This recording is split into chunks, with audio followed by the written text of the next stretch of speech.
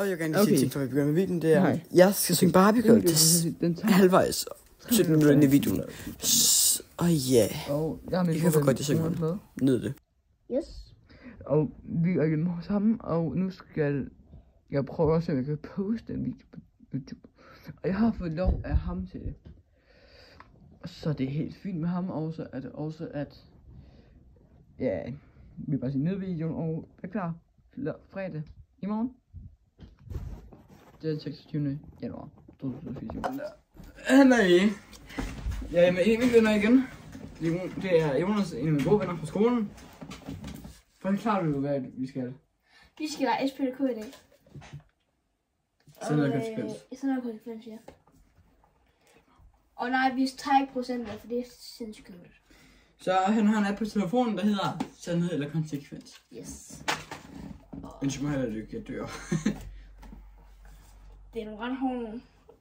Er det dem, du har skrevet? Hvem er dem før efter fest? Dem der, de andre? Nå ja, den tager vi. Ja. Så. Okay. Før fest! Og jeg tænker, at for at gøre en anden lang kort på det, så skal jeg nok starte. Jeg kan starte. Okay. Jeg siger det kom. Du kan også være tryg. Få spiller til højre for dig til at give dig et læbestift på. Jeg gætter på, at den har ikke nogen erfaring, så ja. Nej. Og han har ikke nogen erfaring, og jeg har ikke nogen erfaring. Nej. Nå, din tur. Nå, ja, jeg tager selv noget. Hvem af personerne her i lokalet vil du nemmest være ved at få råd nu? Hvis jeg siger dog, bliver meget sur. Og bare roligt så. Der vil gå ind til det der. Jeg tror, jeg gik på om. Og til jer, der ikke ved, om det er. Og ham der. Meget besværligt. Sådan er det tilbage. Nå, jamen Nå, jeg tager sandhed. Fortæl så. Jeg er ordblind. Fortæl os, hvem i gruppen har en kæreste, som ikke passer til dem. Dig. Du kan så med din skærm. Okay. Så. Jamen, lad os tage en sådan igen. Challenge. Er du varm på nogen her i rummet? Hvem? Nej, jeg er ikke varm på nogen rummet. Han til en anden historie. Nå, jeg er derovre. Nej. Er det ikke Louis Dias? Luis Suarez. Ja. Whatever. Og man kan gerne vise det her til familie og venner. Godt. Så ved I det. Så hvis jeg viser det, jeg er til det her, så har jeg fået lov af ham. Jeg så sådan noget. Blev du ophidset af tanken om at kysse en person til højre for dig? Er du ikke til venstre for mig? Jeg tror, ja. Du vil ikke blive ophidset. Men Jeg er egentlig ikke ophidset. Jeg er bare synes, det er mærkeligt. Ja, det er så der skal vælge. jamen, jeg tænker, jeg tager Konsekvens. Ja. Jamen, Nej. få spilleren til højre for dig til at give efter, fordi det kom igen. Nej, vi har faktisk en, der kan finde ud af det. Vi har dem her. For Mission Impossible Fallout. Men jeg kan på, de kan. Så det bliver samme som mig. Ingen har så erfaring med ord. Nej. Du får sådan noget. Jeg kan gerne have en konsekvens, men okay? Din sidemand til højre vælger en person, som du skal tage ud på en date. Du tager ham derovre. Vil du have en date? Nu skal ikke sige nej. Okay. Det er ikke ham. Nej. Jeg tænker, jeg tager en tandem nu. Hvem i dette rum kysser bedst? Det ved vi ikke. Det ved vi faktisk ikke. Ej, jeg skal på toilet. Det pludselig kan stoppe. Det ved vi faktisk ikke. Du får kameraet alene. Hvad? Du får kameraet alene, så lad mig gøre noget dumt med kameraet indtil det. Ja, jamen altså, imens skal jeg lige tage et par sandheder. Og jeg tænker, at hvem i det rum bor det hvad psykopat? Mig? Ja, så er jeg væk. Nej, jeg kan fortælle det. Nå, så tager vi sandhed igen. Og blandede personer i rummet. Hvem vil du helst date? Der er jo kun mig selv, så jeg vil ikke noget. Næste. Peg på de 2 personer i rummet, som der er mest sandsynligt for at kunne finde på at savne en nat om mit fjernsyn. Det kan godt, ja. Så er vi som set. Hvem er den mest forkælet her i rummet? Altså, det er nok mig. Men ja. Nå. Er du varm på nogen her rum? Nej, det er ikke. Nej, det er ikke. Lad dine venner finde på en sandhed og spørge dig og svare på. Nej, men kan jeg sige til det? Nej, jeg er ikke. Jeg har ikke plads. Fint. Gå, Peter. Nå. Ja, tag noget person til højre for dig. Der er ikke nogen. Velkommen. Så hvem i gruppen synes du er mest aktiv? Det er ham herovre. Nå. Ja, godt. Så er med. Hvem skulle du ellers erstatte med din kæreste, hvis du skulle vælge den? Nu har jeg ikke en, så jeg kan ikke erstatte nogen med en. Nej, jeg kan ikke. Nå. Hvem er den første person i rummet? Ja, det er jo mig, ikke også? Det er jo mig, ikke også? Det ved man godt. Fortæl os, hvem i gruppen har en kæreste, som ikke passer til. Jeg tænker, altså mig og mit fjernsyn passer ikke sammen. Så jeg elsker fjernsyn, jeg slår op nu. Du er klar selv. Nå. Hvad synes du er den mest tiltrækkende mand i lokalet? Der er ikke nogen mænd herinde. Så nej, det er ikke. Blandede personer i rummet. Hvem vil du helst date? Ikke nogen. Der er ikke nogen. Så det er ikke. For hver person i rummet siger, om du tror, de ender i helvede eller i himlen. Jeg hælder i himlen, men jeg tror, jeg tror også, han kommer i himlen. Men jeg ved man sgu ikke. Nå, men så er vi kommet til sandhed mere. Og hvem er det dummeste lokale? Jamen, det er nok mig. Ja. Jeg kan finde 100 år og køre en bølgepop. Ja, så ikke nok. Nå, så tager du på stykker. Jeg er overblind. Nå, jamen, hvad vil du have? Sandhed. Konsekvens. Ja. Sid på skuddet af personen til højre for dig i en runde.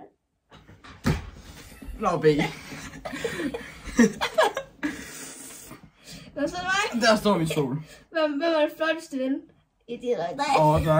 Tak. Ja. Så lige så. Hvad så? Jeg så faktisk bare sådan her. Blandt alle personer i rummet, hvem vil du? Nej! Der er røget rundt nu. Det var, hvem er alle personer? Ja.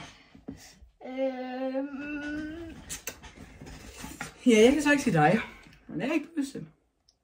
Ej, det er godt nok heller ikke. Fy for sat. Det er det, der er henne. Ja. Nej. Nå, jamen, jeg tænker, det er sandhed. Hvad kan du bedst lide ved de alle andre i rummet? Ja, det er meget simpelt, det er mig. Ja, der er jo Det er ikke meget svært at tænke over. Og han tæller ikke. Nej. Det er faktisk hårdt på hende. Jeg har da tape på en boks i handske. Men det er fordi, jeg synes, det er fedt lige at gå ind og tape på hjernen. Nå, hvad vælger du? Hvem vælger sandhed? Yes. Hvad kan du bedst lide ved de alle andre i rummet? Du er en god ven. Ja. Du er sjov at være hjemme ved. Ja, det er en idé. Og så er du sød på den måde, du er på. Ja. Så er jeg sandhed. Smertefuld sandhed. Fornærm alle spillere. Drik for hver person, du ikke kan fornærme.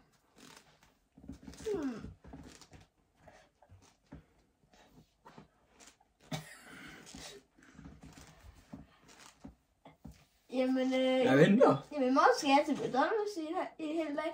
Så, Hvad? ja, på søndag skal jeg på McDonald's hele dag. Og bagefter skal jeg holde vores shoppe for 3. Du skal fornærme. Du fornærmer mig ikke. Det betyder... Ja. Jamen, Jeg ved ikke, hvad fornærmelse betyder. Ej, det er jeg simpelthen ikke lige forlært. Fornærmelse betyder for eksempel, du siger til mig, jeg er tyk. Det er fornærmer. Jamen, så er du fortælle. Okay. Gobi. Jeg tager en til noget. Tænker på en hånd, der vinker. Hvem er den dummeste i lokalet? It's gonna be me. Okay. Så ej, jeg skal tage konsekvens. Godt. Fisk vil du elske at gøre til personen til venstre for dig.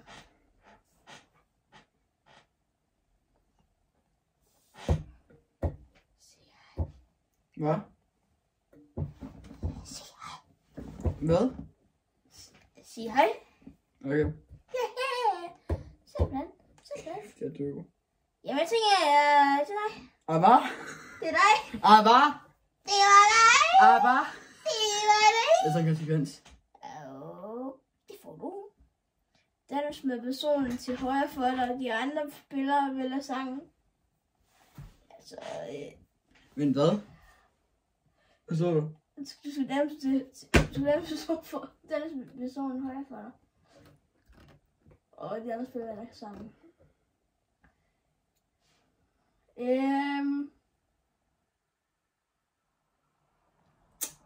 Ja, altså,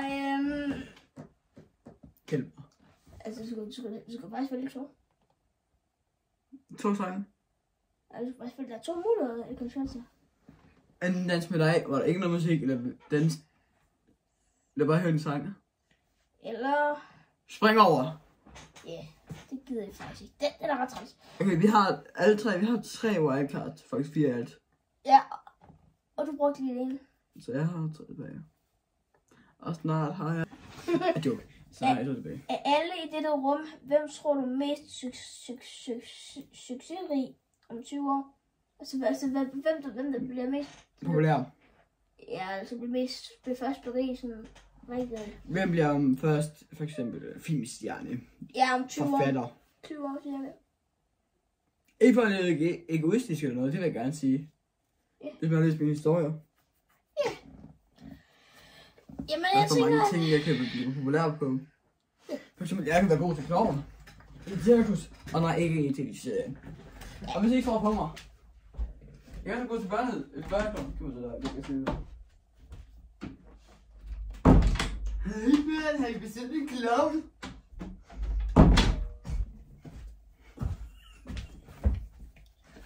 Ja, skal det vokserne. Ja, klovnen klovnen Palhat. Ja, der er klovnen over. Må jeg starte sandheden? Ja. Hvem i dit rum kysser bedst? Det kan... Det er... Mig selv. Jeg kan også sige, at jeg har finde ud af det. Ja, mig selv. Det gør jeg ikke, gør det. I morgen skal jeg karaoke. Ja. Men vi skal så slå min morgen. Og han har en højtaler. Nu skal I løfte hos maderen. Ja. Og den kan bare spille højt. Ja. Den her. Den er væk. Det er bare lige 2 sekunder. God højtaler. Jeg kan godt se, at der ikke er mikrofon, skidt. Der er mikrofon til. Så vi er oppe at sende til nu. Eller jeg gør. Jeg var snakke i mikrofonen. Skal vi gøre det? Jeg gør det ikke noget bedre, udover det. Det er noget, det begynder at være kendt. Ja. Og I sidder bare og venter derude, for det er meget vigtigt.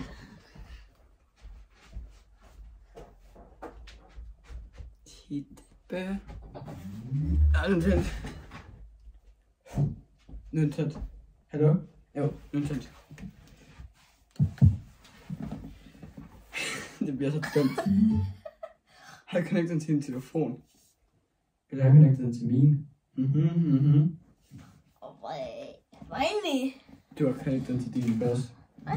Jo, du har ikke set det. Jeg prøver. Og så vil du ikke engang komme med nogle konsekvenser. Jamen, jeg tænker... jeg har faktisk en her. Nej. Hvem i dette rum er den grimmeste? Mig.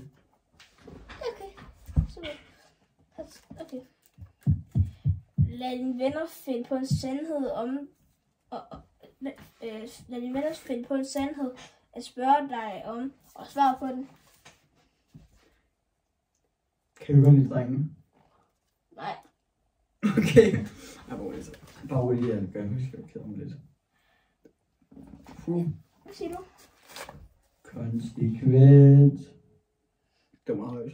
Få personen til højre for dig til at sætte dit hår, som han eller hun vil. Det skal forblive sådan resten af spillet. Jeg har ikke så meget hår. Jeg har ikke så meget hår på hovedet. Så det bliver svært. Det er jeg til gengæld. Du har allerede selv dit hår. Tænk dig selv, ja. Så tager jeg bare en stedet for. Sådan der. Godt. Jeg tager også en konsekvens. Gør du? Gruppekonsekvens. Alle skal synge sange sammen. Du bestemmer hvilken. Du ved, hvor dårlig jeg er til Barbie Girl. Ej, ja. Tag det. Hele sangen. Ej, der er så bare noget af den. Hvor lang tid? 1 minut. Du er Bengal. Ej, du kan tage den i 30 sekunder. Den danske eller engelske udgave. Så er den engelsk. Du har sagt det.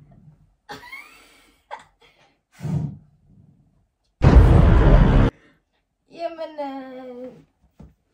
Hvorfor gør du det her med mig? jamen det er fordi, det står der. Kan du sagt det på... Hvor det bare også, der kan høre, så det ikke bliver copyrightet.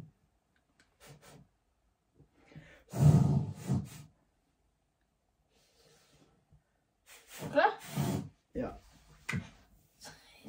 Hvad vent? Fint. 3, 2, 1, nu. I'm a Barbie girl.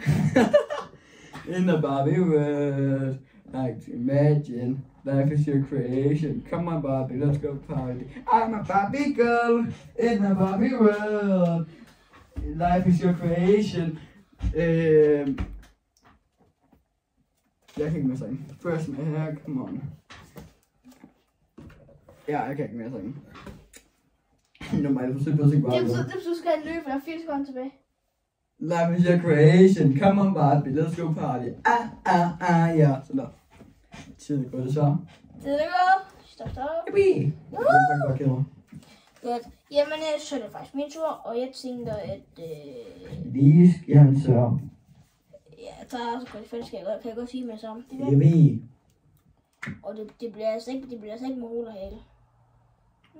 Jamen, jeg tænker, at... dobbeltkonsekvens blev kildet i 3 sekunder af en folk. Jeg skal faktisk have 2. Det er den ene eller den anden. Det kan være få gruppen til at lakere dine fingernegle præcis som du ønsker. Jamen altså, den ene kan jeg ikke, så skal jeg den anden. Så skal jeg kilde. Du kan tage mikrofonen til din mund. Ja. Ja, du skal så holde den. Hvor er kilden henne? I siden. Okay, op med armen. Og nu skal du bare snakke. Bare have mikrofonen til på din mund. Kom nu, sig mig. Hvad så? Jeg skal tvære hende af. Nå. Det må højtaler, den lyser, hver gang jeg snakker. Så jeg kan til mig, kan blive hørt. Så også for det kan høre ekko. Nå, min tur, jeg snakker konsekvens. Yes, det gør du bare. Og du får... En dårlig konsekvens. Jeg lød mig som en person, jeg kan lyde. Nej! Hvad var det? Men det sagde...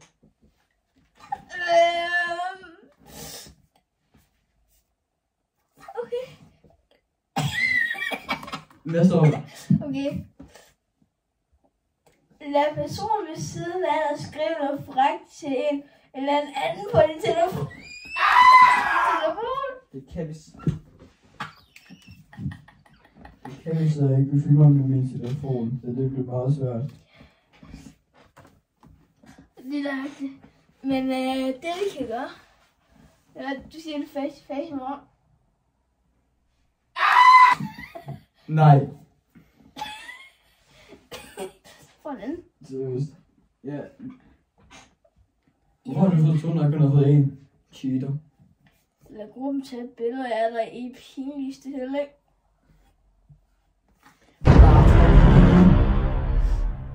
Okay. Okay. Har du faktisk taget et billede?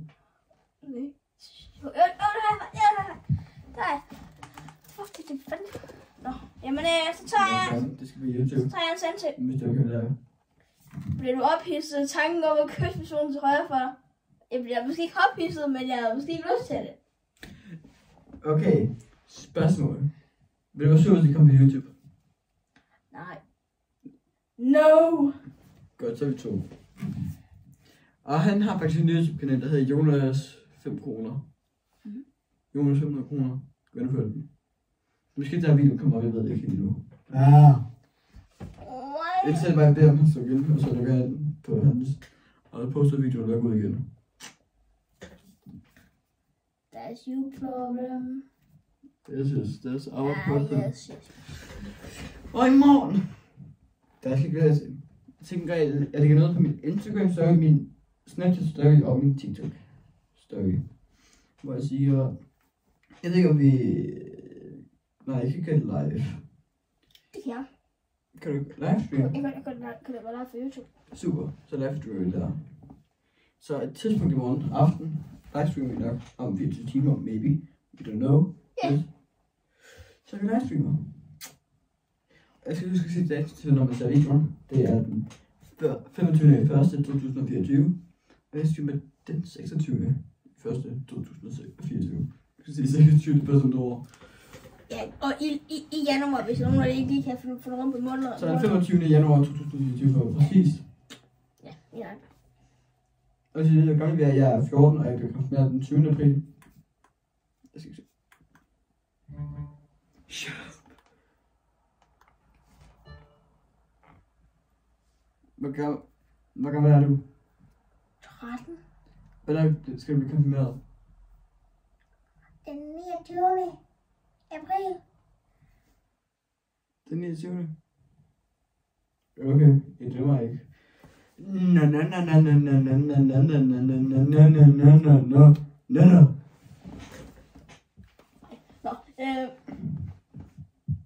ved ikke, om vi kommer til at lave... Nej, lad os snakke om livestream i morgen. Den foregår sådan, at vi nok spiller lidt Fortnite og sådan noget. Nå, jeg har min PlayStation med. Nej, jeg ved ikke, om jeg kan livestream på min PlayStation. Så kan kameraet stå lige her og så tænke omkring. Hun filmer dit tape, som der står derhen, og den her skærm. Men så skal vi have et spejl op der eller sådan noget. Det ser ud af. Yes. Men i morgen kommer nemlig livestream ud, og jeg tænker, at vi snakker om det i morgen i skolen, eller nok i morgen i skolen. Ja.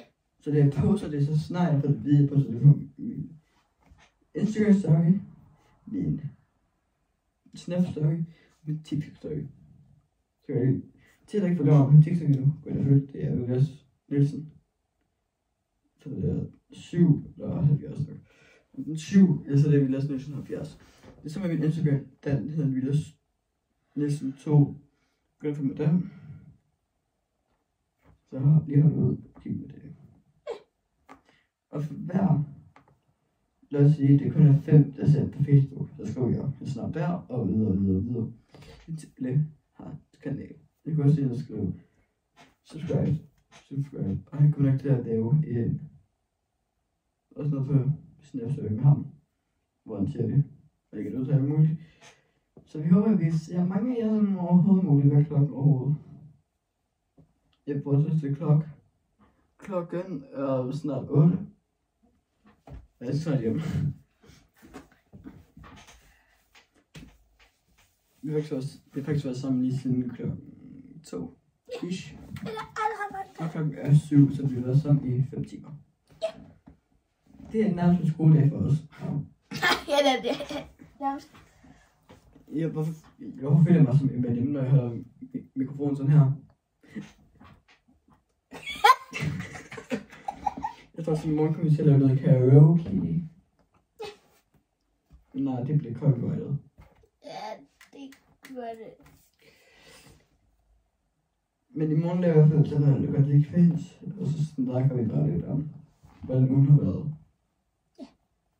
Alt.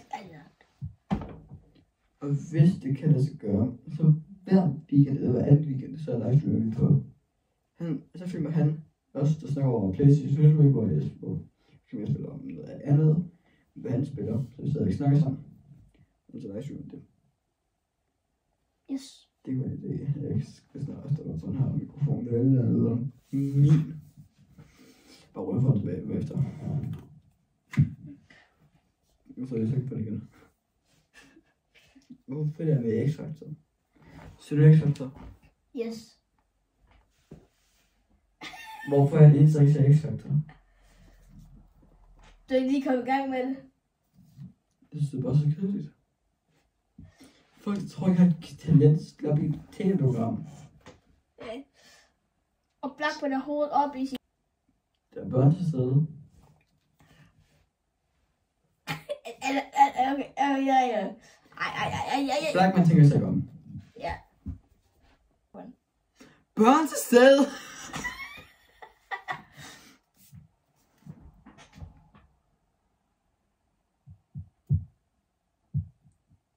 Men ved vi kommer til at gøre i morgen?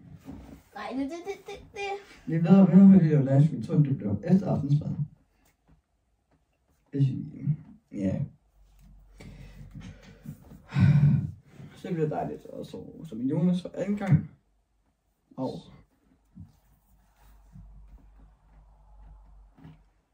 nå, har du hvad at sige? Nej, jeg har Bobby nu. Og dem holder mig ikke tilbage. Dem holder jeg ikke tilbage. Spis! Så i morgen er livestream på hans kanal på YouTube. Og jeg kan lave live på TikTok. Men jeg kan lave live på Instagram.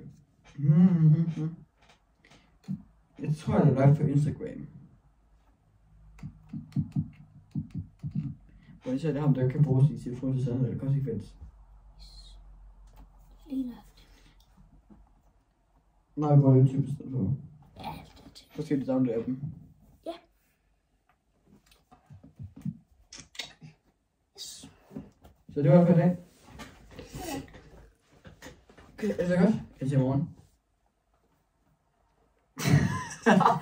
Ses.